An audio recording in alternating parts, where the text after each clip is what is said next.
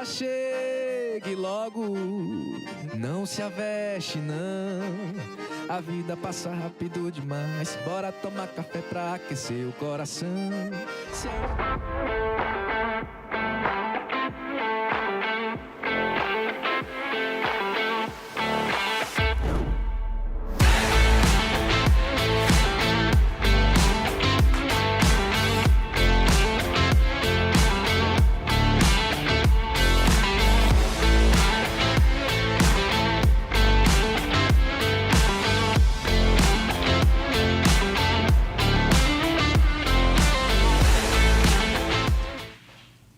Opa, e aí, tudo beleza? Papo com Café, episódio 178. E eu trago aqui Vandick Lopes, que a gente vai conversar sobre muita coisa importante dessas mudanças que estão acontecendo no mercado de crédito brasileiro. Seja muito bem-vindo, Vandick, à bancada do Papo Café. Obrigado, Gustavo. É um prazer estar aqui novamente, certo? É sempre muito bom estar aqui com vocês, sempre são conversas muito boas e espero contribuir bastante aqui hoje para ajudar o pessoal que está assistindo. É sempre bom a gente falar de concessão de crédito, né? E o Brasil vive hoje mudanças bem interessantes. Os bancos privados, os bancos públicos, todo mundo aí trazendo novidades e a gente já sente esse reflexo no mercado. Mas antes da gente entrar no assunto base do nosso tema aqui hoje, vamos falar um pouquinho sobre a SCI, como é que está o posicionamento dela hoje, né? Você está atuando em quais praças? Como é que está a tua equipe? Fala um pouquinho da SCI para a gente. Bom, Gustavo, a SCI começou há 14 anos atrás, né? Nós iniciamos essa empreitada, vamos dizer assim. Hoje nós temos escritórios físicos em Natal, João Pessoa e em São Paulo. Não é? Temos hoje uma presença no estado de São Paulo bem interessante. A gente lá é o maior operador de crédito para o Grupo Quinto Andar, que é a maior imobiliária hoje do país, né? Chegaram agora a 3 mil vendas mensais. Caramba, 3 mil vendas mensais. 3 Imagina mil aí, vendas mensais. 3 mil clientes comprando num mês. São praticamente 100 clientes por dia, né? Não, 100 clientes por dia, 100 apartamentos por dia. Então, a gente hoje atua com eles lá, a gente também está com atuação agora, a gente pegou o quarto maior empreendimento vertical do estado de São Paulo, é conosco, o desligamento caixa desse empreendimento, um empreendimento de alto padrão, né? R$1 milhão por apartamento, são 1.000 apartamentos, 1 bilhão de VGV, que é um desafio muito grande para a gente atender todo daqui de Natal, que a gente tem atendido também com algumas inserções em São Paulo, utilizando nosso escritório de lá. Então, a gente tem feito muito desligamento na planta, né? A gente voltou a fazer bastante desligamento na planta. E, fora isso, a gente tem atuação, né, aqui em Natal, onde a gente atende. Nós temos hoje cadastrados praticamente quase 400 corretores no nosso escritório. E João Pessoa também, onde a gente também tem feito vários empreendimentos lá. Então, a gente tem trabalhado bastante. Cara, então assim... Não tem sido dias fáceis, não. Tem sido dias corridos. Mas trabalhado o bom bastante. É isso, né, cara? Essa correria, assim. E São Paulo, sem dúvida, traz uma bagagem muito grande para a tua atuação no Nordeste, né? Ele qualifica como pioneiro de muita coisa, né?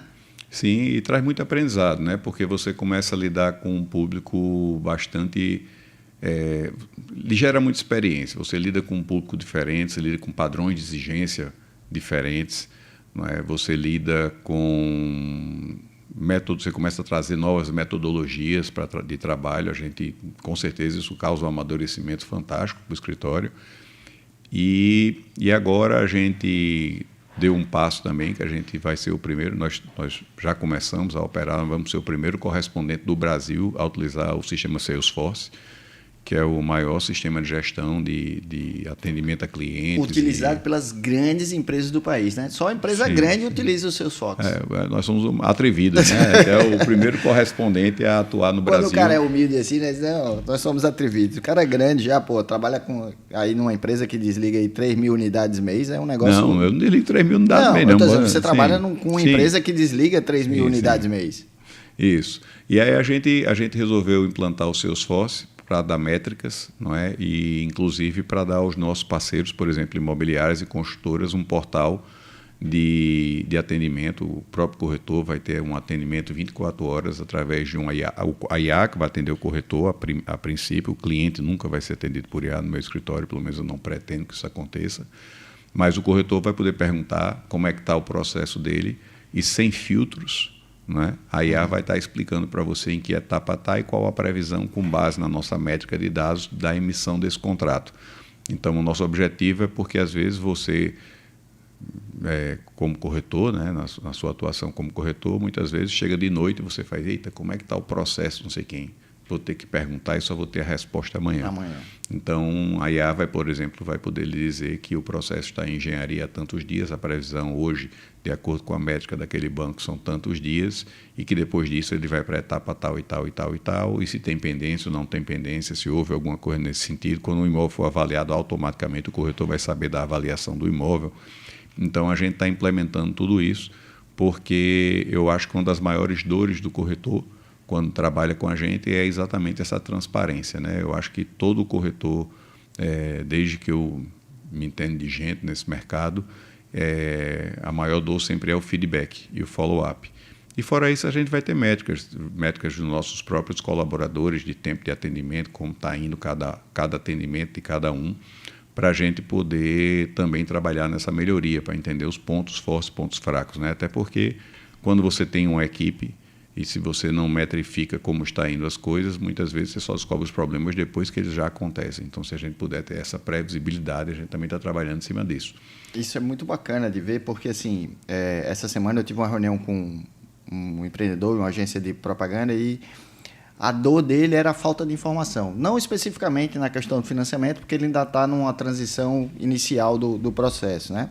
Mas ele dizendo, poxa, eu não tinha informação dos leads que estavam chegando, eu não tinha isso. Então, assim, tudo hoje no nosso mercado está muito baseado em relacionamento e informação. Se você não tem informação, você não sabe para onde vai. Então, o caminho que você está achando que está certo, você vai seguindo, e quando vê o problema, já se criou aí um vácuo gigante. E, assim, quando o mercado se tornou imediatista, o cliente quer saber a informação direto. Ele não está preocupado mais se está ligando para o corretor de 9 horas da noite para perguntar informação, se é meio-dia. Ele já não tem mais o horário comercial na cabeça. É quando ele tem a necessidade de informação e ele quer ali na hora. E essa situação do corretor poder consultar o processo, passar a informação para o cliente dele a qualquer momento, isso é muito importante no momento de hoje. Isso é essencial. A gente só não coloca a IA para dar esse feedback ao cliente, porque muitas vezes durante o processo existem trâmites que o cliente, por ser leigo no assunto, ele pode terminar tendo uma interpretação diferente de alguma possível observação que foi feita por algum analista nesse sentido. Mas o principal objetivo nosso é que, via de regra, a correspondência ela é feita muito de uma forma artesanal, ou seja, geralmente é uma pessoa que vira um profissional liberal e que esse profissional liberal termina contratando novos colaboradores e raramente ela se profissionaliza.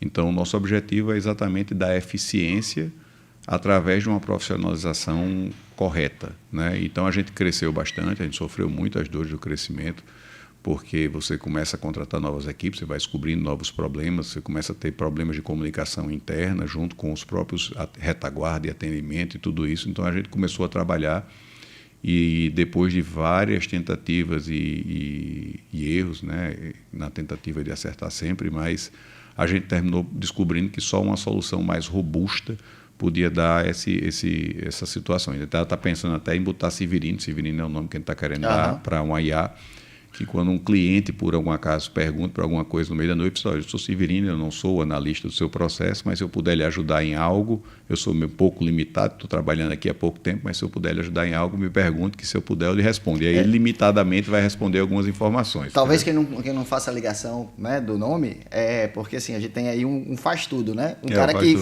que resolve todos os problemas. Né? O nome Severino é mais para humanizar a situação. Isso, né? Mas é bacana isso, porque a minha geração, né, tinha essa lembrança do Severino, é o cara que ajudava, né, que estava ali para resolver. E aí, assim, a gente está trabalhando nesse processo, a gente já implantamos o Salesforce no escritório, já tá ativo, né, a gente só vai agora fazer as melhorias para poder disponibilizar isso. Mas, por exemplo, também uma construtora.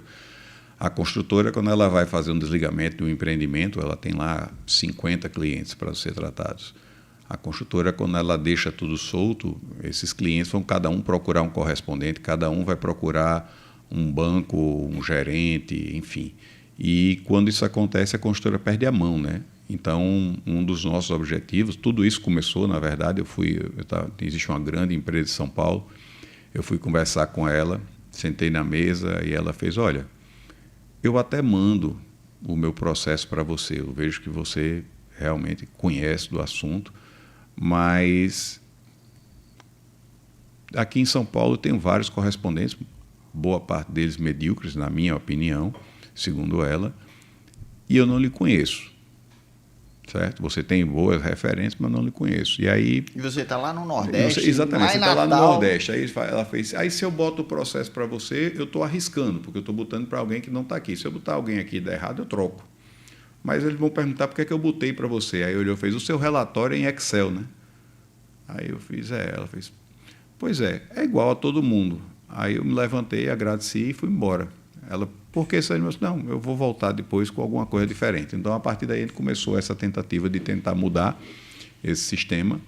E agora a gente está com esse sistema finalizando agora, assim, finalizando, estou dizendo, porque falta só essas etapas ainda de deployment para a parte de corretor e para a parte de construtora, que está já todo parametrizado, mas falta só eu ajustar os portais para que a gente possa começar.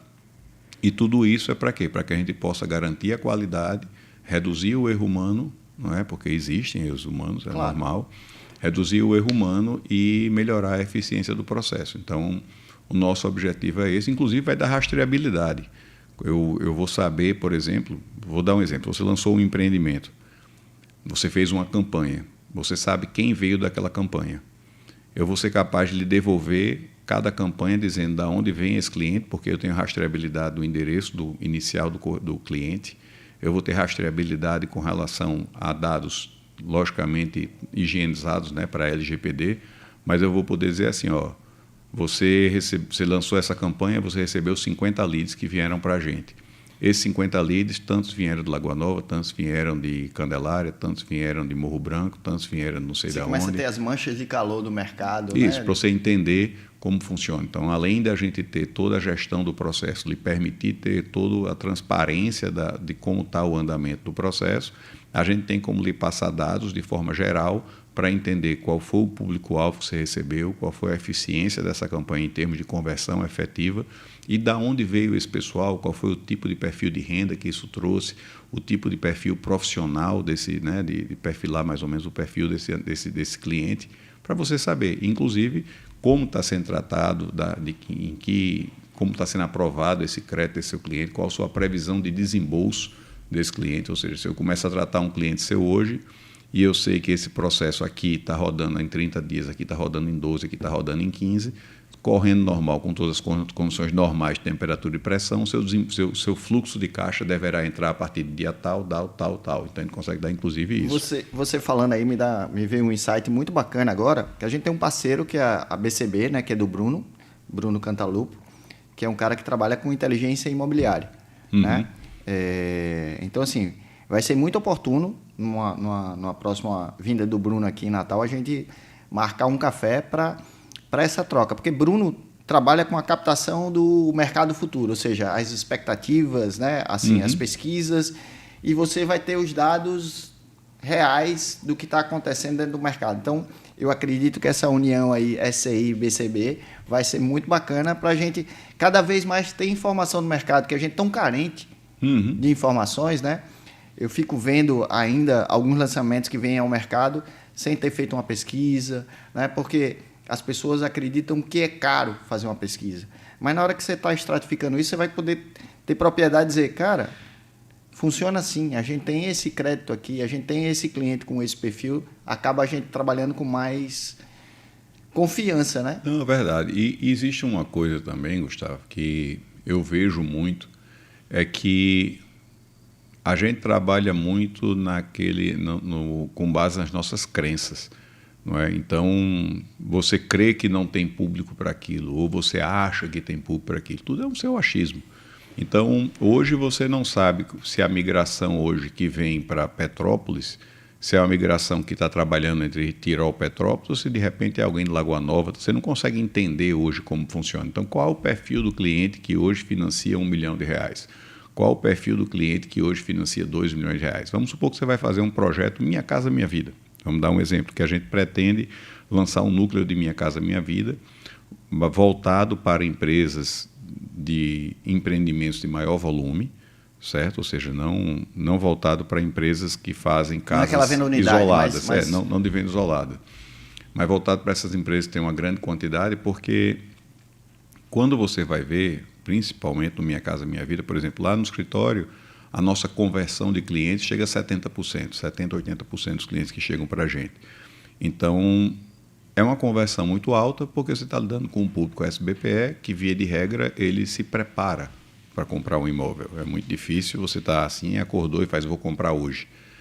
E quando você lida com clientes que são focados no público Minha Casa Minha Vida, que muitas vezes é uma substituição de um aluguel, aquilo simplesmente vira uma oportunidade.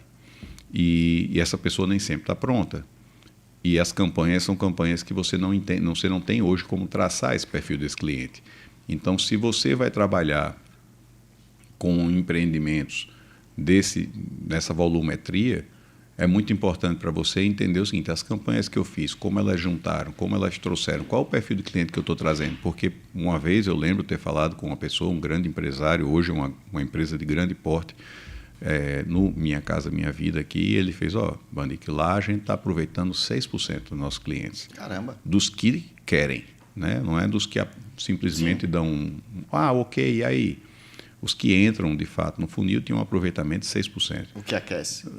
E aí, esse cliente que entrava, se eu não me engano, pelo menos só 30% aprovavam.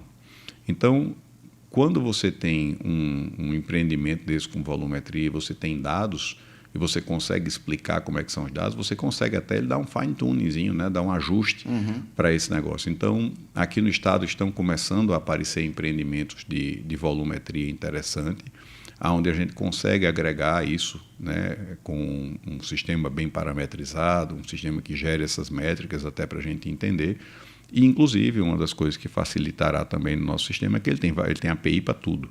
Então, se o próprio empreendedor já tem um sistema próprio, ele vai poder receber as informações filtradas. E essas informações ele não tem como filtrar por conta própria, porque muitas vezes o cliente preenche somente uma ficha, manda uma documentação e não é ele que vai analisar. Quem vai analisar é o correspondente. Então, a gente tem como trabalhar isso aí. Então, uma das frentes que a gente pretende lançar, a gente está dobrando hoje nossa capacidade física, né? Acabamos de finalizar ontem, começou a mudança, inclusive, do pessoal para novo ambiente. E um dos nossos objetivos é depois abrir uma frente voltada para esses empreendimentos de volumetria. Entendeu? A gente vai ter aí no mercado um empreendimento nessa magnitude da Mirantes, que é um empreendimento fantástico. Né? Eles são campeões, né, que eles têm feito. E a gente tem vários empreendimentos sendo lançados. Né? A gente tem a própria Ecocil, que está lançando agora na Zona Norte, também de grande volume. A gente tem, se eu não me engano, a Gaspar lançou um projeto enorme agora também. Então, tem outras empresas também que eu tenho ciência que estão lançando empreendimentos de grande volumetria, já empreendimentos, né? Não são casas isoladas. Então, para essas empresas, eu creio que a gente vai ter como agregar também. É uma das frentes que a gente pretende entrar mais adiante. Apesar de não ser o nosso foco, Minha Casa Minha Vida, no nosso escritório, a gente vai ter essa frente. Um bloco dessa linha, né? Vou te chamar agora para a gente dar um rolê na Kombi. Vamos aí, Arthur, solta a Kombi aí para a gente. Time do povo, mais querido. Bora, ABC!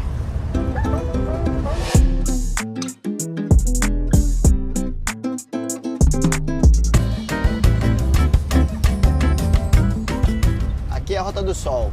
Né? Para lá a gente segue para as praias do Litoral Sul e aqui a gente está voltando para Ponta Negra.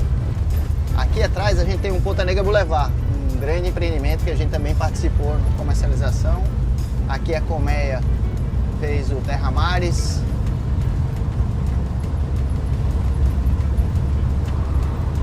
E mais na frente a gente vai chegar num empreendimento que eu falei para vocês que assim Foi um dos empreendimentos que eu mais curti vender. E foi diferente, porque assim, eu jamais imaginei que ia poder participar, contribuindo aí com o time do meu coração, que é o ABC, né? E além disso, vender as cadeiras e os camarotes e ajudar a construção do estádio. Então a gente fez parte aqui da construção do ABC. O time do povo, mais querido. Bora, ABC!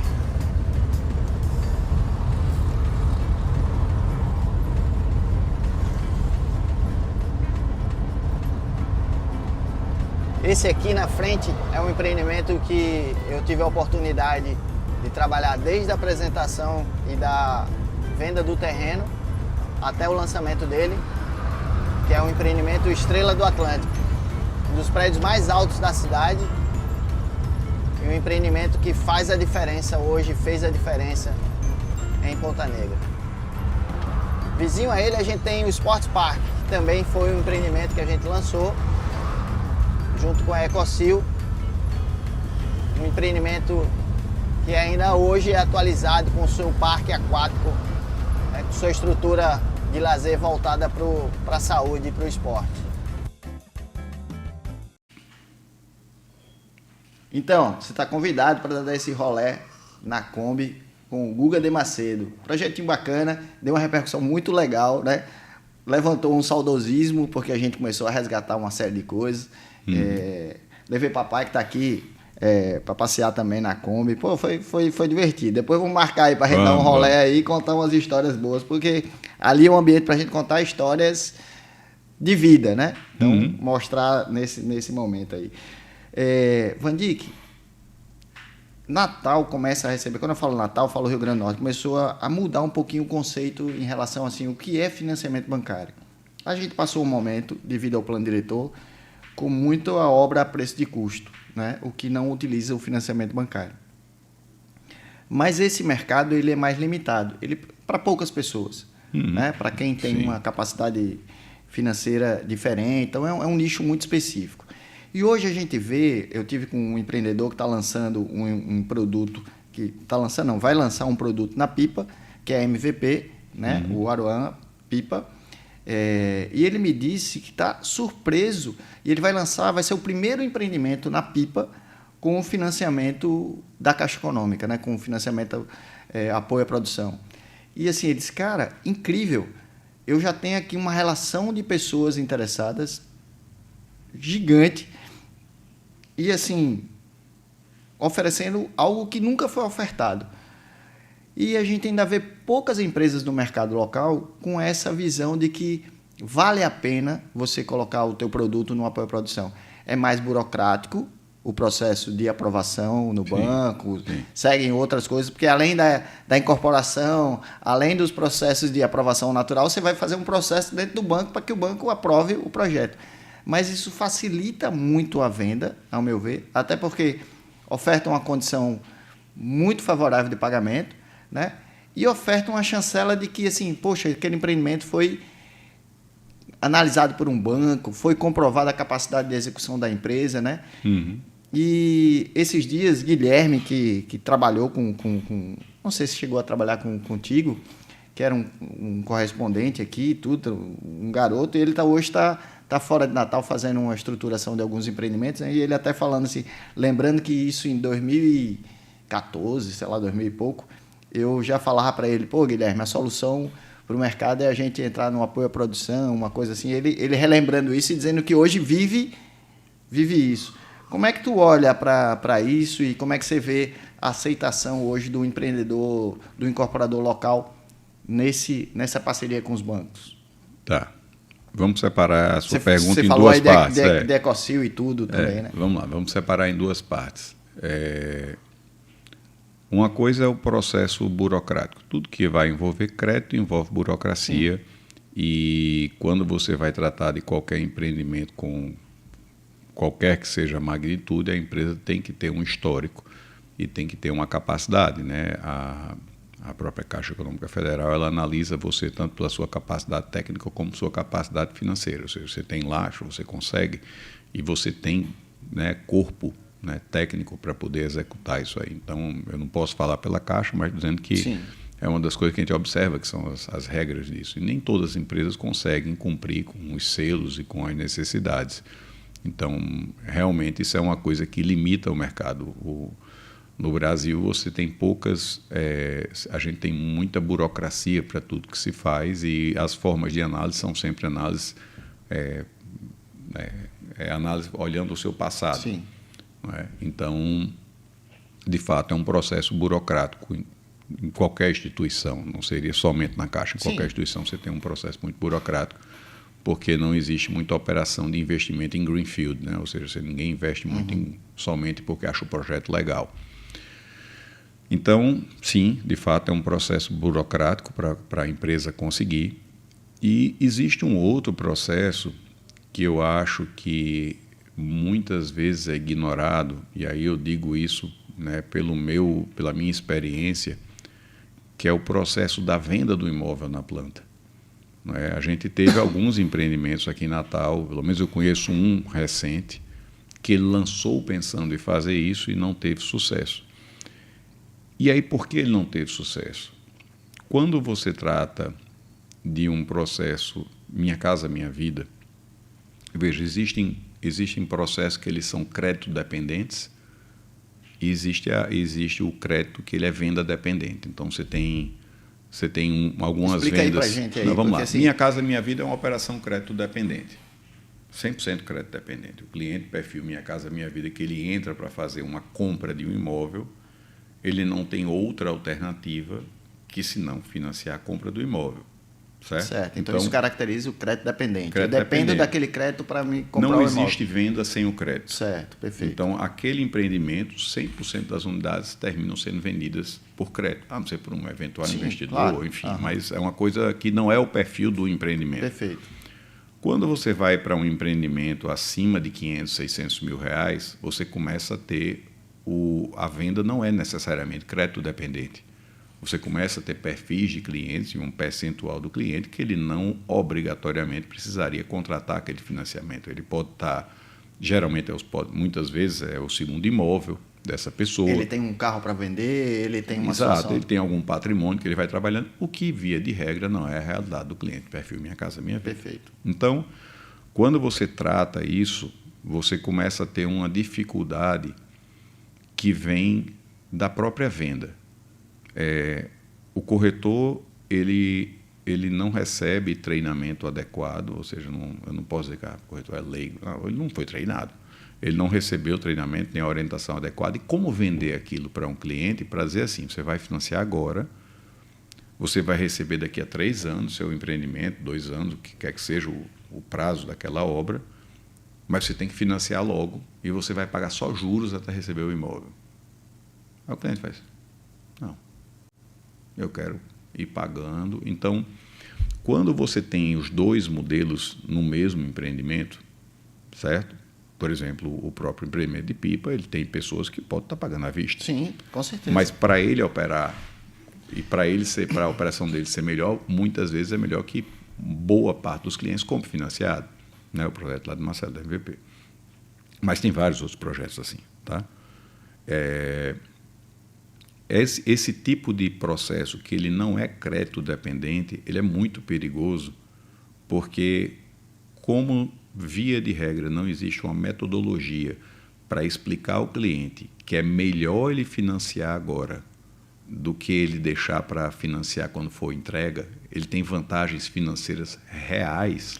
Entendeu? Preço fica ali definido. Tem mais coisas, né? Tem preço, tem seguro de vida, né? Via de regra, o pessoal, por exemplo, investidor.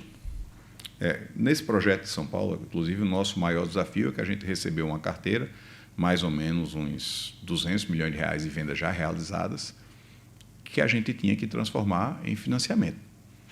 Imagine que a pessoa comprou um imóvel, está pagando, está tranquilo pagando aquele imóvel, já assinou, já está tudo feito, e você tem que chegar para ele e dizer, aí agora vamos financiar pelo banco, você vai pagar só juros até a entrega. Aí o cara faz, não, eu estou pagando, então você tem que mudar a metodologia. A própria construtora, quando vai fazer essa venda, ela sofre porque ela tira do INCC. Sim. Então, ela já não tem a correção do INCC, isso já tem um burn aí, já tem O orçamento tem que ser muito bem feito. Tem que ser muito bem feito, já tem que ter um planejamento e tudo mais. E aí, o corretor ele não vai saber normalmente, porque ele nunca teve treinamento, de como explicar para esse cliente a vantagem do que sai mais barato ele pagar só os juros e, além do mais, tem uns outros fatores que também... E aí é que está. É o corretor que tem que vender isso? Não é o corretor que tem que vender isso? Também tem esse conflito. Eu estou dizendo que eu estou discutindo isso aí diariamente. Fazem 4 meses que a gente está nesse projeto lá em São Paulo. Vai fazer 5 meses. Já vão fazer 5 meses. E a maior resistência termina sendo muitas vezes do comercial. Por quê? Porque como o corretor desconhece como apresentar essas vantagens, ele não tem uma planilha adequada para poder mostrar isso. Está aqui. Se o senhor fizer isso, por exemplo, o desembolso, se você tiver que pagar 30% até a entrega, certo? Que é o padrão. Sim. Hoje, padrão ouro é 30% até a entrega de entradas, né? Do valor e até a segurança para a consultora, né? Para tudo isso, porque a gente imagina aí um financiamento de 70%, o perfil correto do cliente, ele vai aprovar, viram né? 80, sim. Entendeu? O problema... Ou pode virar 90 também, né? Deve ser só uma mas enfim, mas normalmente vira em torno de 80. Então, o que é que acontece que faz com que seja vantajoso? Você tem que saber explicar isso por A mais B. E tem coisas interessantíssimas. Por exemplo, hoje a Caixa permite antecipação do financiamento usado. Então, vamos supor que você contratou R$1 milhão de financiamento, a obra começou a andar, andou 10%, já tem 100 mil medido daquele seu 1 milhão. Se você quiser, você vai lá e pode amortizar já os 100 mil. E o seu saldo devedor futuro vira 900 e você zera os juros. Então, ninguém sabe isso. E é uma coisa que, Natal, hoje ninguém entende como explicar. Então, por exemplo, se eu for investidor e eu for financiar a obra pela Caixa e eu quiser quitar até a entrega, é mais barato eu entrar no financiamento da Caixa e quitando a Caixa até a entrega do que eu fazer o processo direto com a consultora. Então, tudo isso você tem que saber vender.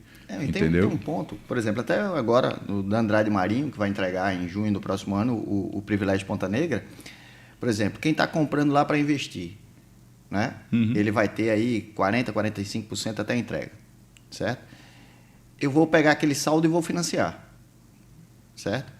A gente está falando de investimento, a gente está falando nem de moradia. Você está falando do investimento, o investidor que vai seguir com o financiamento, que vai seguir com o imóvel. Isso, vai seguir com o imóvel. Porque também tem um flipper, né? O que chega no final e ele vai flipar, faz a venda. Exato. Mas ali a maioria vai continuar no imóvel e a maioria vai para o banco. Certo?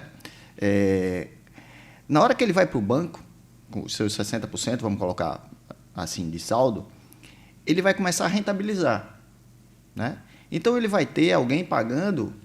No final, ele vai ter um sócio pagador. O cara, a geração de renda dele na locação que ele comprou para isso, vai pagar 30%, 40% do empreendimento dele, né? Então, assim, é uma grande vantagem você financiar. Porque você vai ter esse suporte, né? E as pessoas não entendem essa modalidade, como é interessante você trabalhar com o banco.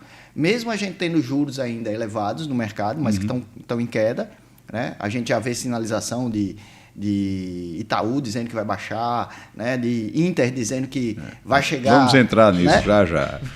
Então, assim, a gente começa a entender que esse é um mercado interessante até para quem vai comprar para investir. Né? Vamos lá. E tem um outro fator que o cara não perde a liquidez, né?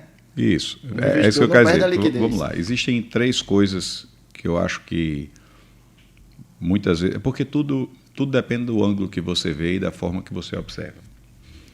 Quando você faz um financiamento imobiliário, você tem, vamos supor que você comprou um imóvel financiado na planta pela Caixa. Se acontecer qualquer coisa com você, você tem um seguro de vida. Que vai resolver o problema quitar financeiro. E sua família vai, se você vier a faltar, ou como eu gosto de brincar, der uma morrida, né, você tem como... Sua família não vai herdar uma dívida. Ela vai ter um imóvel quitado ao final. Isso, na minha opinião, é essencial. O pessoal fala, porque o cara é investidor. Sim, investidor não tem família, é um robozinho, né? Não é. E então, o investidor não morre, né? Não morre também, porque ele é investidor. Né? Como é angel investor. Né?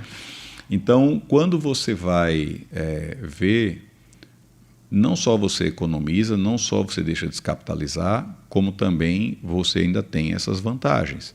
Você ainda tem seguro de vida embutido, então você tem um desembolso menor. Se você for um flipper, né, que é como o pessoal chama em São Paulo, tudo em São Paulo você gosta de falar inglês, mas se você for aquele cara que vai repassar. Comprou e na hora da entrega você vende. Isso. Quando você vai entregar, você vai vender. Veja, se você fez um financiamento agora na planta, vamos pegar um imóvel de 1 milhão, você ia pagar 300 mil até a entrega, durante a fase de obra, e 700 mil no final. No final, você vai pagar 300 e quase 400 até a entrega, e no final você vai estar devendo mais ou menos uns 800 e pouco por causa do INCC. Isso. Se você fez o financiamento agora, com as taxas, por exemplo, se for um financiamento Caixa Econômica Federal, você vai ter uma taxa hoje de 11,19 de taxa efetiva. Não é? Você vai assinar agora um financiamento, você vai ter um desembolso de, via de regra, 50% do valor desses 30% que você ia ter até a entrega. E você, quando receber seu apartamento, você vai ter com aquele saldo original congelado, tá? E você gastou metade até receber. Então, se eu gastei metade e eu vendi por X, eu estou dobrando meu capital, eu estou triplicando. Mas se eu botei o dobro ou o triplo alocado naquele empreendimento e eu estou vendendo depois, a minha TIR, né, que é a minha taxa interna de retorno, é muito menor. Sim. Então, dependendo da forma que o investidor, da qualificação do investidor, enquanto mais qualificado, ele pensa em taxa interna de retorno, quanto eu aloco e quanto eu recebo. Tem gente que já não pensa assim, né? Eu tenho 1 milhão, então tá 1 milhão aqui, logo pagar à vista, Sim. que eu já fico com isso parado, e aí você vai ter uma rentabilidade. Só que você esquece de descontar que se o seu dinheiro tivesse aplicado em CDI durante esse período, se o seu dinheiro... Então, o verdadeiro investidor que realmente faz conta que sabe, né, a relação dinheiro, tempo e investimento, todos que eu trabalhei nessa operação de São Paulo migraram para a planta. Eu entendo até que, assim, nunca vai se deixar de ser o melhor investimento a terra, né? O imóvel e tudo. Mas você trabalhando o teu dinheiro durante a fase de obra, fazendo esses investimentos, fazendo tudo isso, tua rentabilidade, tua condição de retorno, ela é muito maior. Então, sim. Então, assim, a gente começa a ver que quem está investindo no mercado mesmo imobiliário, ele tem uma tendência muito bacana para o financiamento. E, além disso, hoje os bancos liberam mais de um financiamento, dependendo da sua capacidade financeira. Capacidade de pagamento. Os únicos produtos que só libera né, é Minha Casa Minha Vida e coisas ligadas efetivamente ao fundo FGTS. Quando não é ligado ao fundo FGTS, você tem... A sua renda é o limite. Né? Mas eu vou só colocar uma observação que você falou com relação à taxa. Certo? A taxa hoje está alta. Hoje a gente está com a Selic de 14,75, enfim, não sei exatamente quanto está a Selic, ela está sempre em tendência de queda, está em 14,5 hoje. Todo mundo está falando que os juros vão cair, certo? No Brasil, você sabe que uma hora é futebol, o cara apita vira vôlei. Isso. Né? A Selic estava no final do ano prevista para chegar a 12% em janeiro. Hoje ela já está em 12,5%, da última vez que eu vi. Não, 12,5%, 13%, não, está em 13%, e já tem bancos prevendo que ela vai chegar a 13,75%, certo? Ou seja, já tem bancos hoje prevendo 13,75%. E esse movimento tem sido ascendente, porque uma das coisas que gera o aumento da Selic é o consumo do governo, e a gente está em ano eleitoral e o governo vai pisar o pé no acelerador, passar a segunda, a terceira, a torneira está aberta. Então, a expectativa da queda da Selic existe por quê? É mais por um otimismo que a gente tem por ser brasileiro do que efetivamente por dados técnicos. Não existem dados técnicos que fundamentam que a Selic tem efetivamente um viés de queda tão alto. Então, eu não tenho expectativa que existam grandes quedas além do que já caiu. Tá? Pode ocorrer? Pode ocorrer. Espero que ocorra mais que todo mundo, porque é o que aquece o nosso mercado. Mas eu não tenho uma expectativa que a gente tenha uma queda muito maior, porque a gente vai estar trabalhando com a Selic, vamos supor que os bancos estejam prevendo, esteja correto, 3,75. Hoje os seus juros ele vai de 11,20 a 13,50. Ainda é menor, ou seja, nos juros mais caros ainda é menor do que o custo da Selic. Sim. Mas ele usa poupança. Sim, mas ele não precisa aplicar juros de poupança. Entendeu? O banco ele tem a oportunidade também de girar aquele dinheiro internamente. Ele não é obrigado a jogar aquele dinheiro. Pelo contrário, o governo deu liberdade do banco usar mais poupança. Isso. Mas ele não disse que você tem que mandar toda a poupança obrigatoriamente. Se não mandar, eu vou lá e pego você. Não. Então, você hoje tem a gente tem tido melhorias no setor de crédito, mas eu não vejo de forma geral como uma redução de taxa. Tem a ver, os bancos têm trabalhado em outras alternativas de operação. Não é? A gente tem, por exemplo, o Itaú entrando no Minha Casa Minha Vida, que é uma coisa que hoje tem dado um burburinho enorme no mercado. Todo mundo falando nesse sentido, né? As expectativas são grandes porque, por ser um banco privado, há uma expectativa do mercado de que vai ter mais agilidade, vai ter mais oferta, vai ter uma série de processos, mas ainda tudo na expectativa e no eu acho que, né? Ainda não foi... Aí vem um ponto, Gustavo, que é importante a gente analisar.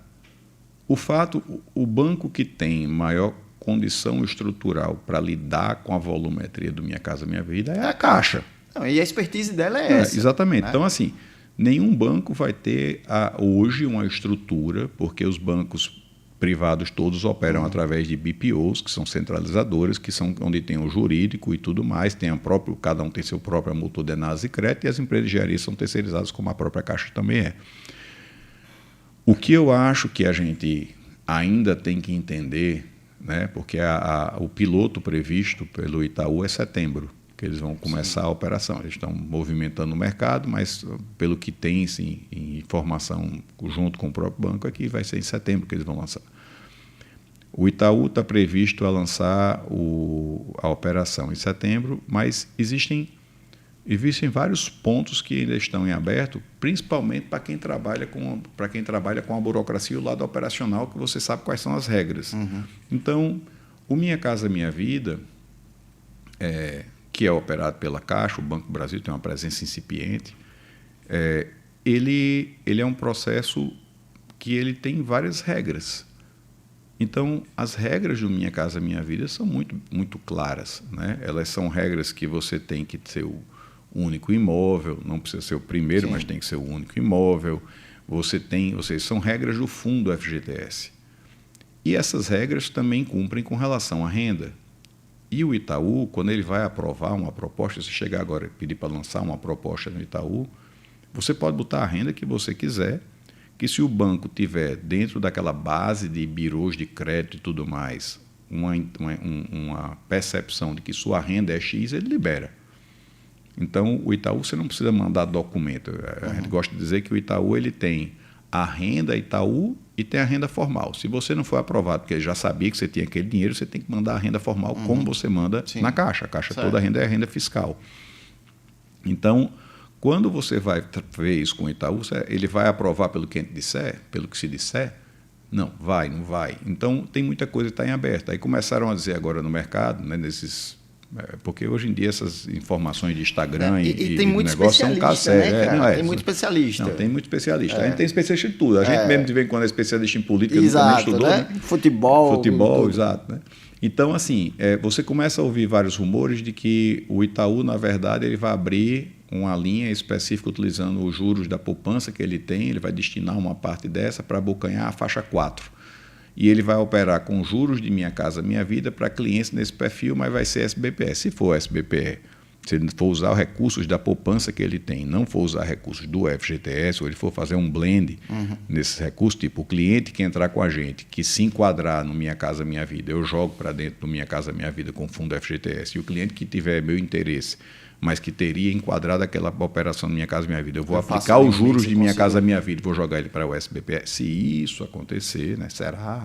Se isso acontecer, a gente vai ter uma dinâmica maior nessa atuação do Itaú. E não é só o Itaú, né? Vários bancos têm feito consultas, o Bradesco tem feito consultas, já tem comentado, mas o Itaú Inter também vazou. Tá vindo aí com uma briga de taxa, né? Tá trazendo aí o Inter entrou no Procotista. São mesmas regras do Procotista, imóvel até 2.250.000, financiamentos a partir de R$400 mil e clientes que se enquadram no perfil Procotista. E acho, se eu não me engano, a taxa é 9% ao ano, uma excelente taxa, uma puta taxa, mais TR. Então, o pró-cotista é uma linha. Agora, por exemplo, o pró-cotista, eu acredito que o Inter vai pegar muita coisa com esse, vai abocanhar uma fatia de mercado dessas operações pró-cotistas, já está valendo. Mas, por exemplo, quando você entra numa operação dessa, quando o Inter entra numa operação dessa, eu não sei qual o tamanho do funding que ele tem. Porque, por exemplo, pró-cotista é uma coisa que a Caixa tem, sempre tem, ou geralmente acaba o recurso, porque é uma linha muito mais barata. Só explica aí para a gente o que é o pró-cotista, porque o corretor que está vendo aí, nem todos têm esse entendimento. Tá. O pró-cotista, ele via de regra, é o cliente que se enquadra nas condições de uso do FGTS, se enquadra nos parâmetros que cada banco tem para o uso desse. Por exemplo, tem bancos que pedem 10% do saldo, se você não tiver com conta ativa. Tem bancos que liberam de forma... Então, assim, o pró-cotista é uma coisa que tem... Por exemplo, o Inter, quando começou a lançar o projeto, o pró-cotista disse que o limite ia ser 500 mil, agora já botou 400. Então, ele vai dosando o que é interessante nessa operação. E o pró-cotista, via de regra, é o seguinte: quando você quando você contribui com o FGTS, a partir de 36 contribuições, que é quando você pode usar o seu FGTS para o habitacional, é quando você vira cotista. Então, as suas 35 contribuições são contribuições. A partir da 36ª, você é considerado cotista do fundo. Uhum. E aí, quando você é cotista do fundo, o Fundo Garantidor do FGTS, né, o Conselho do FGTS, ele libera uma determinada quantidade de dinheiro, por isso que eu estou dizendo que é uma coisa que eu não sei quanto tempo dura. Sim. Mas ele libera uma determinada quantidade de dinheiro para os cotistas poderem financiar imóveis dentro do SFH, não necessariamente dentro do Minha Casa Minha Vida. Então, o pró-cotista é o financiamento de um imóvel até 2.250.000, que é o valor do limite do SFH, né? E ele a tem regra é que ele tem que estar contribuindo há mais de 35 meses, né? E a mais de 36 meses. Ele é cotista do fundo. A partir de 36 meses, ele é contribuinte do fundo, e ele, sendo contribuinte do fundo, ele pode ter acesso a isso, a depender da regra que cada banco lança. Então, por exemplo, o Banco do Brasil, ele tem uma regra que você pode financiar imóvel novo a partir de tantos por cento, mas imóvel usado ele só financia até 50%. Perfeito. Entendeu? A Caixa, ela tem as suas regras também de uso. O Inter agora está com essas regras de uso. Então, cada banco tem. Então, às vezes, você pode chegar, você ser um cotista do fundo, você está comprando um imóvel que seria elegível, mas só dá certo em determinada instituição, porque a regra que ela criou para dosar... Se adequa melhor para você. Porque, veja, se o recurso não é um recurso que vai dar para todo mundo, ela tem que criar uma regra que, para ela, dose quem seria o público, seria interessante trabalhar isso aí, né? Geralmente a Caixa, como sempre, ela é o banco que mais abre esse leque, ou seja, ela é muito mais branda, porque ela não tem... a Caixa não tem a característica de selecionar. Tipo assim, eu quero você porque você é interessante comercialmente. Não, ela está lá para servir a todos. Ela é mais democrática nesse sentido. Ela é mais sentido, democrática. Os outros bancos não, tem. Vai dizer, não, o interesse é comercial. Eu quero o cara que vem aqui para... Eu quero esse cliente que tenha esse perfil, porque é o que me interessa. Então, eu vou dosar isso para esse cliente. Eu vou conseguir botar um cartão de crédito bacana para ele, que eu vou poder... Exato, então os produtos comerciais, esse negócio todo. Vamos trazer aí Privilégio Ponta Negra, Andrade Marinho com a gente. Solta aí, Arthur. Se você ainda não investiu em Ponta Negra, talvez você esteja deixando passar uma grande oportunidade. Ponta Negra é o principal polo turístico de Natal com alta procura o ano inteiro. E isso significa uma coisa para quem investe: demanda constante por locação de curta temporada. Principalmente quando o imóvel já nasce pensado para isso, com estrutura completa e serviços. E o melhor, você pode entrar com apenas 10% de sinal. Só que esse tipo de oportunidade não fica disponível por muito tempo. Se você ainda não entrou, esse é o momento. Fale com a equipe da Andrade Marinho e garanta a sua unidade no Privilégio Ponta Negra Flat. Então é isso, ó. Últimas unidades do Privilégio Ponta Negra, um empreendimento incrível, vai ser entregue no próximo ano. A Andrade Marinho está de parabéns e está preparando mais 2 lançamentos em Ponta Negra, então você não pode perder essa oportunidade. Vai lá, vai conhecer o decorado do Privilégio Ponta Negra, conhecer o Mirante. São 1.500 metros quadrados de área de lazer, é um negócio fantástico, né? Fantástico, e é bom demais a gente ter um parceiro como Luciano e a Luciana aí, Andrade Marinho, uma empresa extremamente séria, coerente, trabalhando com uma qualidade de construção muito bacana. Parabéns de verdade. Então, se liga aí, hein? Vai lá, leva teu cliente que você vai fazer um negócio incrível. Vandic, a gente estava vendo aqui você dizendo que vai começar a atuar aí no Minha Casa Minha Vida mais fortemente, né? A gente tem um projeto bloco, específico, né? A gente tem um bloco do classe média, vamos dizer assim, que é acima hoje, no Minha Casa Minha Vida até 600, então vamos colocar um imóvel de 601 até R$1 milhão, vou considerar como classe média, como produto médio. E a gente tem o alto padrão, né? Que esse cara também hoje começou a consumir bem eu estou tirando o investidor, estou falando o comprador, né? O morador. E esse cara acima de R$1 milhão, a gente está falando também um cara que está indo muito no aquisição e construção, né? Que é um mercado forte no Rio Grande do Norte, porque como a gente tem muitos empreendimentos horizontais, né? O cara troca a prestação do lote pela prestação da casa. Isso é uma vantagem incrível, ele consegue produzir o imóvel dele com um preço abaixo do valor de mercado.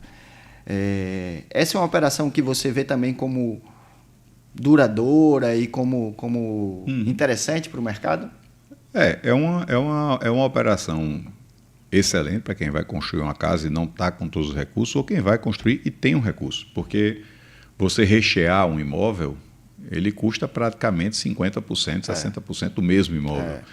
Então, mesmo que você tenha R$1,5 milhão para fazer uma casa, você vai depois gastar mais uns 700 para deixar a casa do jeito que você quer. Né? Mobiliada, toda redondinha.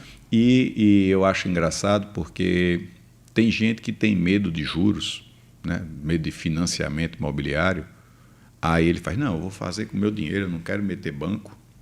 E aí eu vou construir a minha casa. Quando eu construir com o meu suor, eu vou começar a mobiliar ela aos poucos. E eu mesmo tive essa experiência, eu estava com dinheiro para comprar meu apartamento, não foi só para dar exemplo, né? Mas também para dar exemplo. Eu financiei meu apartamento porque eu queria já entrar nele morando como eu queria. Então, eu financiei e reformei para entrar no meu apartamento da forma que eu já queria deixar ele pronto. E aí, eu vou pagando meu financiamento para poder resolver esse negócio, porque eu ia passar 4, 5 anos para mobiliar, para deixar ele pronto. Então, eu fiz o movimento inverso. Tem muito cliente que chega para entrar para financiamento com a gente, que ele faz, vou financiar, eu estou comprando esse apartamento de 2 milhões, mas só preciso de 200 mil. Aí eu chamo eles, posso conversar com você? Eu chego só, olha, você vai pegar, em primeiro lugar, juros abaixo da sua taxa de investimento hoje. Se você estiver investindo, da última vez que eu olhei minha carteira de investimento, estava em 13,45 a rentabilidade mensal. Eu estou com 13,45 anual, né? Rentabilidade anual. Eu estou com 13,45 rentabilidade anual. A taxa de juros para você hoje... Vamos dizer que seja 12 no redondo. Está 11,20 ou 12,70, o que seja. 11,70. Você já tem um crédito de 1 e pouco aí. Você tem a condição de financiar 80% do seu imóvel. Você está financiando 20%. Mas quando você comprar esse seu apartamento, você vai ter que mobiliar, você vai ter que reformar, você vai ter que fazer isso tudinho, vai demorar para você fazer, você vai ter o custo de registro, né? O financiamento tem uma grande vantagem, que ele também serve como economia de escritura. E você vai poder pagar com muito mais suavidade do que todo esse suor que você vai imbuir depois para poder fazer, né? Você vai alocar para poder fazer isso aí. E geralmente as pessoas terminam financiando bem mais exatamente com essa compreensão, porque as pessoas não entendem 3 coisas, que aí até fala da questão da taxa de juros hoje. Em primeiro lugar, o financiamento imobiliário, quando você financia um imóvel, né, vamos pegar aqui, lembrando as pessoas mais velhas, quando você comprava um carro que você saía lá com um travesseiro, né, que era aquele pacote de boleto que você pagava, que quando você queria adiantar o boleto, você ligava para o banco e o banco dizia quanto ele dava de desconto para você. Dependia do apetite do banco. Se você estivesse pagando em dia, ele dava um desconto pequeno. Se você estivesse começando a atrasar a prestação, isso parece que era uma bronca. Vamos se livrar dele. Vamos trazer para o valor presente e liquidar essa operação. Então, era até o pior, né? Porque quando você era um cliente bom, você tinha menos desconto. Já quando você vai para uma operação de crédito imobiliário, os juros são pro rata dia. Então, se eu financiei 1 milhão agora e eu paguei ele ao longo de 1 ano, eu vou pagar juros com relação ao saldo exposto. Sim. Então, só para você ter ideia, Guga, como isso é interessante, vamos supor que eu tenho hoje um financiamento de R$1 milhão. Eu financiei porque eu estou vendendo a minha casa. Minha casa eu recebi 500 mil, vou amortizar 500 mil, porque a prestação de R$1 milhão para mim está salgada, eu quero trazer para uma prestação mais barata, ou enfim, baixar o prazo. Se eu cheguei no dia 15, considerando que o seu financiamento vence todo dia 1º, certo, eu peguei R$1.500.000 e abati, a minha próxima prestação já vem como 750 mil, porque metade do mês eu devia 1 milhão, metade eu devia 500, e a outra já vem com um saldo equivalente a 500 na operação. Então, o crédito imobiliário ele é pro rata dia. Não existem 420 prestações. Existe uma metodologia de cálculo que vai dizer que em 420 prestações, se você não fizer nenhuma amortização, você vai quitar. Mas a prestação ela é calculada mês a mês, levando em consideração o seu saldo e o seu prazo. Então, você não tem aquelas prestações que você vê na simulação, elas não são a realidade. Tipo, o cliente chega para a gente e faz, eu quero financiar em 120 meses porque eu não vou pagar isso, eu quero pagar isso em 10 anos. Certo, mas se você sabia que a propensão de um cliente que financia em 420 meses é quitar em menos tempo do que a pessoa que financia em 10 anos... Com certeza, porque assim, o teu recurso, né, da tua obrigação, vamos dizer lá, você tem uma obrigação de 4, né? E aí você reduz o prazo e tua obrigação passou a ser 10. Não, 6, não aumenta muito não. Mas só fazendo no grosso mesmo assim, aí com as antecipações, você acaba pagando 12, 13, então você abate muito mais do que sua prestação normal, né? Então assim, dá um giro muito maior. E existe algumas coisas que eu acho interessante, quando você estuda psicologia comportamental, você começa a ver muito isso, e psicologia do consumo. Nenhuma venda é 100% racional e nenhum de nós somos 100% racionais. Se não tiver emocional, não acontece. A pessoa mais racional que você conhece é tão emocional quanto a pessoa... Então não, porque às vezes tem pessoas que são emocionais demais, mas vamos dizer assim. Ela também tem um coeficiente não emocional. Existe um outro livro mesmo interessante, chamado A Inteligência Trai, né, que ele começa exatamente a explicar que os inteligentes são os que erram mais do que os que se consideram mais inteligentes são os que erram mais. Então, porque eles têm mais certeza do que eles acham. Então, quando você vai lá e você financia, você faz uma operação dessa de crédito, sua prestação sendo pequena, você termina tendo um excedente de capital maior e você vai matar uma parte do seu financiamento. Quando você chega para baixar no prazo, que você bota 10% e você vê que você matou 20% do seu prazo, você começa a virar não quero pegar uma palavra mais suave, mas enfim, você começa a ter uma vontade muito forte e você começa a ter uma empolgação de trazer seu financiamento, porque você começa a ver um retorno muito grande em prazo da amortização que você dá. Então, sua propensão de pagar em menos tempo é maior. Se você botou para pagar em 10 anos, como você botou 10 anos como um prazo fixo, você termina não antecipando. E como aquela prestação ela puxa mais sua renda, você também não termina antecipando. Então, a sua propensão... diminui, né, de investir, uma série de coisas. Assim, sua sobra diminui, consequentemente, e você já está pagando tanto que você não vai amortizar. E aí você termina não amortizando. Então, existem já estudos que mostram que quem financia em 420 meses termina pagando em 6, 7 anos, a média dos em alto padrão, né, principalmente. E quem financia em menor prazo termina pagando um prazo mais longo na proporção, porque ele não adianta tanto quanto ele adiantaria o outro. E ainda tem um outro ponto, que é um ponto interessante. Você fala, a taxa está alta, né? Todo mundo hoje fala, porque a taxa está alta. O corretor, muitas vezes, inclusive, por conhecer do mercado há muito tempo, eu já vi uma taxa na época da Covid. Aí isso fica na cabeça da pessoa como sendo o padrão ouro. O padrão ouro foi a taxa de 6,7 que existiu na época da Covid. Entenda, a Covid existiu na época da Covid, graças a Deus ela passou, entendeu? Então, só que, infelizmente, nem todos são glória, né? E você termina tendo esse aumento dessa taxa. A gente teve diversas acelerações, diversos momentos importantes na Covid, mas assim, a realidade é outra. É outra. Você precisava fazer com que a economia não parasse, o dinheiro tinha que girar, então o dinheiro ficou de graça, praticamente, quando teve Selic 2. Então, foi o único momento, inclusive, que eu lembre em que a Selic era menor do que os juros imobiliários. E veja que a Selic é onde você faz o CDI. Então, geralmente, o crédito imobiliário é muito mais barato que você aplicar em CDI, que é a aplicação mais segura que tem no mercado, conhecida como a mais segura se for num banco sério, né? Para não ter casos recentes que nós tivemos. Então, Então, quando você coloca isso em perspectiva, é o seguinte, se hoje você tem uns juros de 14,5% e você está pegando um dinheiro entre 11,20 e 11,70, vamos supor, mas pode ser até em 13%, você está abaixo dos 14,5%.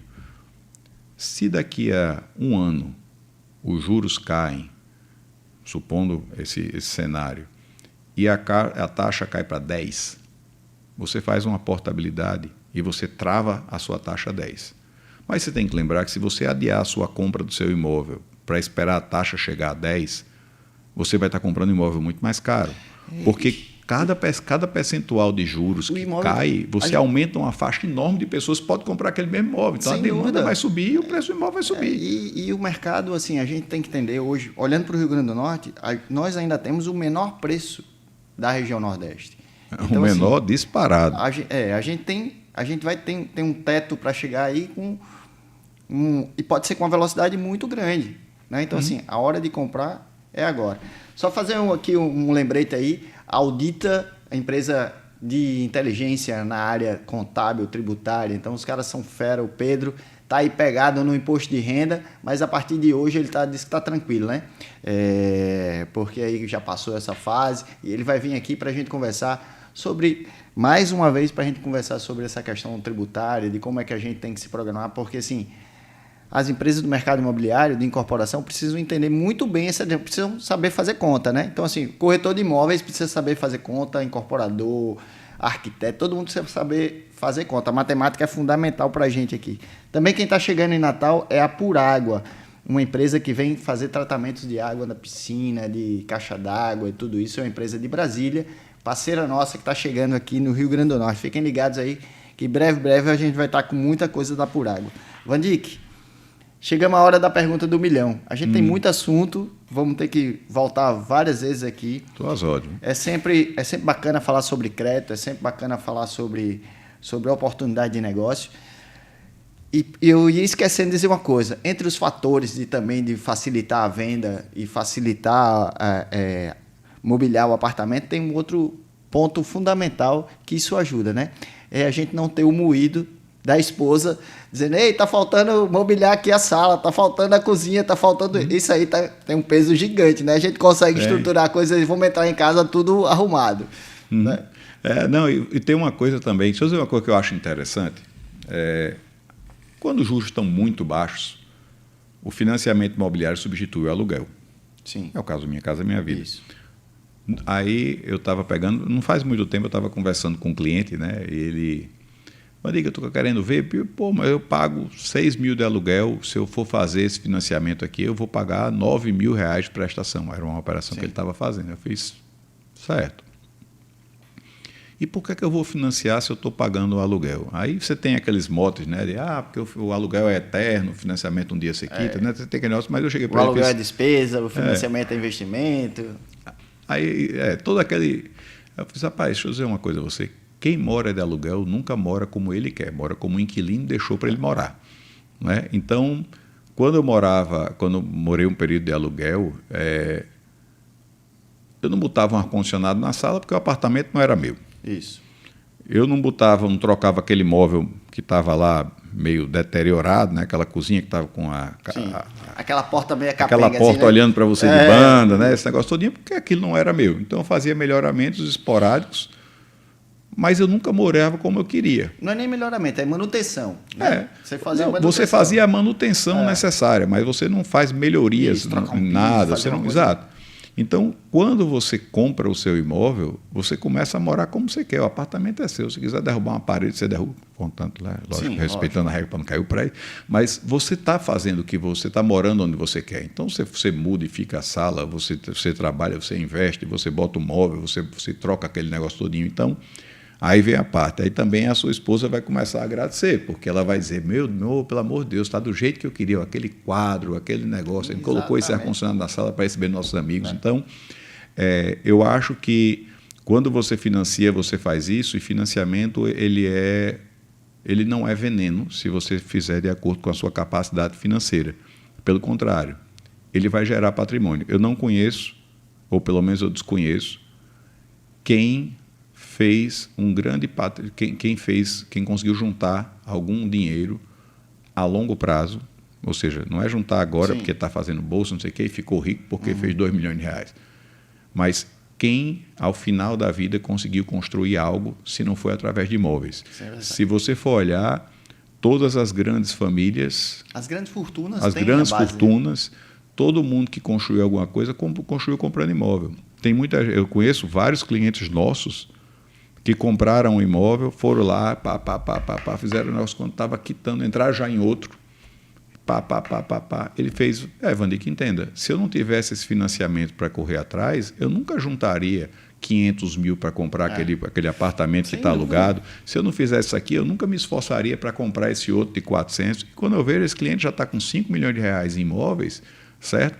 Todos eles alugados, ou pelo menos focados com aluguel, quer seja de temporada, quer seja... Todos eles focados, e ele começou a fazer isso com o quê? Financiamento. Então, muitas vezes você pode morar melhor. A Covid, por exemplo, foi um fato atípico, né? Porque ele trouxe juros baixos, mas ele não trouxe só juros baixos. Ele trouxe a compreensão de que é o seguinte, você hoje mora num apartamento de 2 quartos, está lá apertado, não sei o quê, papapá, você fica pensando, mas é porque eu não consigo juntar dinheiro. Se você estiver no caminho de rato pensando desse jeito, você vai estar daqui a 10 anos no mesmo apartamento de 2 quartos. Não sai do canto. Isso. Mas se você tem aquele de 2 quartos, você pode pegar, financiar um 3 quartos, botar o seu 2 quartos para vender, e quando você vender, você amortiza boa parte do 3 quartos. Pouco tempo depois, quando você vai olhar, você já tem um apartamento quitado de 3 quartos. Daqui a pouco, porque o apartamento ele tem uma obsolescência. E essa obsolescência ela não se dá porque o apartamento ficou obsoleto quando você está no seu estágio de vida ascendente, você vai precisando. Primeiro, se você for olhar praticamente, você precisa morar num flat. Depois de um flat, você precisa morar num 2 quartos. Depois, você precisa morar num 3 quartos, se vier o segundo menino. Depois, você começa a ter necessidade social de receber, de não sei o quê. Você começa a ter uma ascensão de venda. Você vai para um de 2, mesmo que seja 2 quartos, maior. Depois, você também até cresce mais um pouco. Depois, sua família vai crescendo, o menino vai indo embora, seu apartamento vai ter necessidade de encolher. Aí você vai começar a mudar seu perfil. Isso é muito dinâmico. E a gente vai vendo hoje que as pessoas estão procurando qualidade de vida, serviços e tudo isso. Então, hoje a gente vê uma migração de gente que está morando no Tirol, Petrópolis, querendo ir para Ponta Negra, porque ali ele consegue ter toda uma infraestrutura. Ainda não tem apartamentos num padrão de tamanho maior do que os de 56, 60 metros quadrados. Então, assim, a gente já começa a ver essa mudança do mercado, porque a gente está vindo aí com os 50 a mais, com muita força e muita atividade. Né? O 50 a mais está pedalando, pegando onda. Né? O cara quando chama, como eu cheguei num lugar, eu não tenho 50, mas estou beirando. Né? Aí eu cheguei num lugar e a pessoa fez, o senhor, olha doutor, deixa o senhor. Eu fiz, minha filha, está dando tanto trabalho para se manter novo. Né? Não me chame de velho. Senhor, eu acho esquisito quando me chamam de senhor, mas meus 56 anos, bacana. E meu pai está aqui, idade, viu? 84 anos, em plena atividade. Olha aí, doutor. Vandic Lopes, o que é que você não pode deixar de falar dos microfones do Papo com Café, olhando aí na lente da verdade? Bom, eu para falar da minha atividade, né, lógico, né? Que a gente está à disposição de todo o mercado, quem quiser, quer seja cliente, pode entrar em contato com a gente de forma direta, quer seja um corretor que está fazendo a venda e precisa viabilizar a venda, a gente também está à disposição, que a gente tem feito grande investimento com relação a isso, que existem hoje muitas oportunidades dentro do crédito imobiliário, que você não deve arriscar procurando qualquer pessoa. Eu acho que empresas sérias, né? Hoje em dia existe um problema muito sério de fraude, tem tido muitos problemas com fraude. O corretor que indica um determinado correspondente que de repente está envolvido em alguma fraude pode terminar sendo vítima depois, porque se acontecer um problema com o cliente dele, o cliente vai terminar indo atrás desse corretor, isso pode se tornar um problema. E que a gente está à disposição do mercado, essa parte do meu jabá, e falando do crédito como um todo.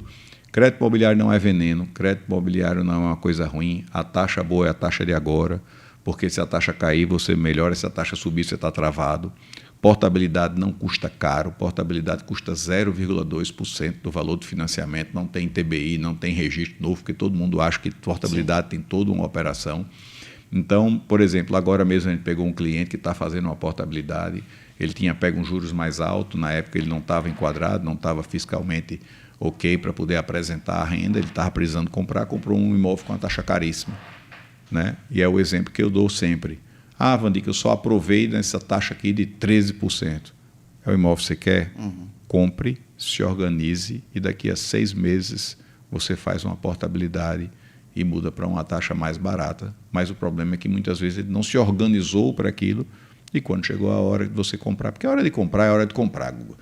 No dia que você vira a chave que você quer comprar o seu imóvel, você vai fazer de tudo para comprar. E no dia que você achar, você tem que comprar o que você gostou. Eu acho engraçado que uma pessoa chega para a gente, eu sei que eu estou me alongando, porque era só para dar tchau, mas eu acho engraçado que uma pessoa chega para a gente e faz, eu quis comprar, mas o metro quadrado eu estou achando caro. Seu amigo, é onde você vai morar. Você tem que ponderar, quanto é que não vale é o metro quadrado. Conforto, a sua família, quanto é que vale morar onde você quer.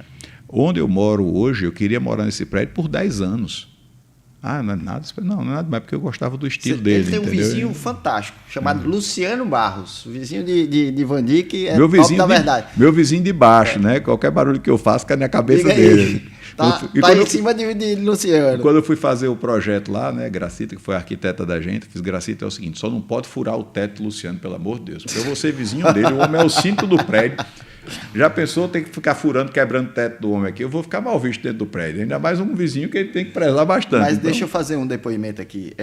Recentemente eu estava fazendo uma operação lá no Casa IP, a gente vai fazer o desligamento do Casa IP agora no final do ano, mas essa aí foi fundamental no fechamento dessa operação, porque numa conversa contigo, numa análise em relação a isso, a gente conseguiu mostrar para o cliente qual era a condição dele hoje. Né? Lógico, amanhã pode ter mudanças e tudo, mas ele entendeu como era vantagem para ele fazer aquela operação e já se programar para o financiamento. Então, assim, é fundamental essa relação, essa confiança no correspondente, né? E poder fazer essa troca com você. Você não é um concorrente do corretor, você é um parceiro, você é uma ferramenta de venda.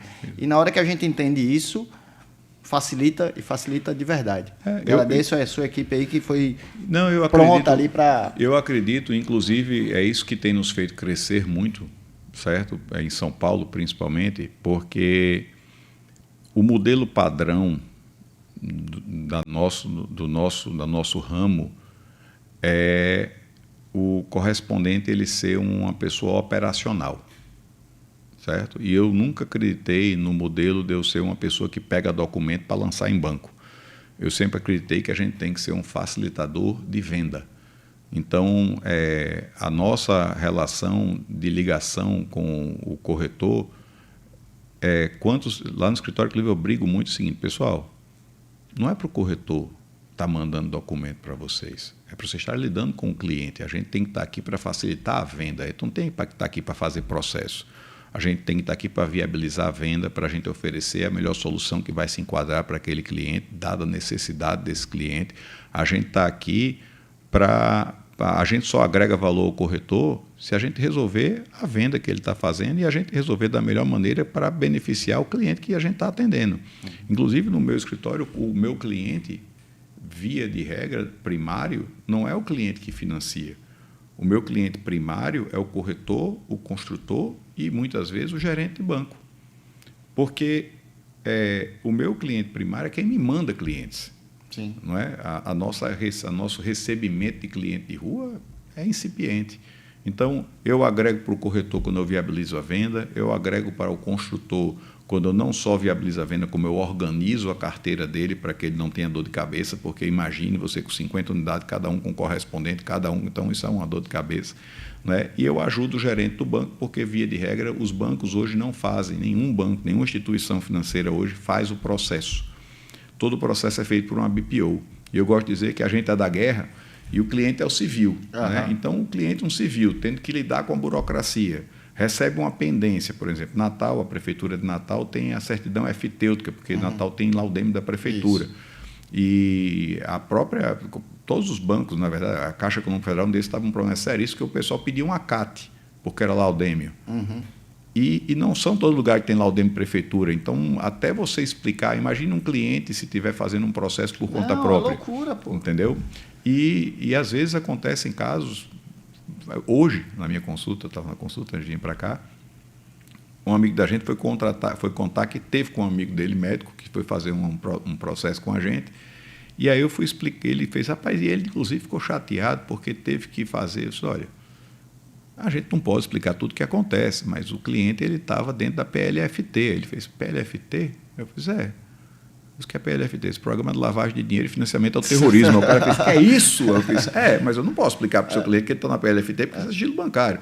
Mas no momento que eu soube que ele está na PLFT, ele começou a tratar tudinho. E ele achava que ele estava achando que ele não tinha renda. Na verdade, não é que ele não tinha renda. A atividade médica que ele fazia com que ele recebesse muito dinheiro em PIX na conta dele. Isso não tem nada a ver com Receita Federal. Sim. A questão é que, como ele recebia na conta dele aquele dinheiro, ele transacionava mais dinheiro, isso fez com que ele caísse nessa malha entre os bancos, é uma comunicação interbancária, de dizer o seguinte, investiguem quem é essa pessoa para ter certeza que ele não é... Porque tem uma coisa estranha. Porque, na verdade, você é um CPF. Você pode ser médico, pode ser administrador, pode ser empresário, tudo mais, mas seu CPF, com base em seu faturamento, o pessoal tem uma métrica de quanto aquela pessoa deveria movimentar na pessoa física. Né? E ele tinha uma movimentação atípica. Então, movimentação atípica, por exemplo, você receber um PIX de R$30 mil de vários clientes, ou nem que sejam 2 por mês, certo? Na sua conta, mesmo que depois você explique que você movimentou, pagou o instrumentalista, não sei o que, não sei o que lá, você movimentou aquele dinheiro. E aí o cliente faz, não, eu estou bem, vou lá. Aí entra no banco, é negado. Ou chega na hora de emitir, é negado. Quando chega depois, ele vai entender todo o histórico que levou para aquilo. Então, tem de tudo, meu amigo. Tem de tudo.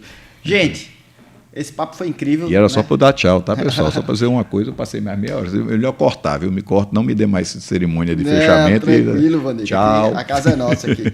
Queria só lembrar você aí que tá vendo aquele teu amigo triste, chama para um café, chama para um bate-papo. É importante demais a gente estar perto aí das pessoas que estão passando esse momento ruim da depressão, né? Às vezes um café, um abraço poderia ter evitado o último pulo lá na Newton Navarro, né? Então, a gente vive essa doença aí que é complicada e tem tirado bons profissionais do mercado, tem afastado muita gente. Então, fica ligado com isso, né? E hoje, nos dias de WhatsApp, tem se tomado cada vez menos café. O pessoal tem que se lembrar que amizade não é só falar em grupo, não. Não, tem que chamar para tomar um café. O pessoal tem que se ver, tomar um café.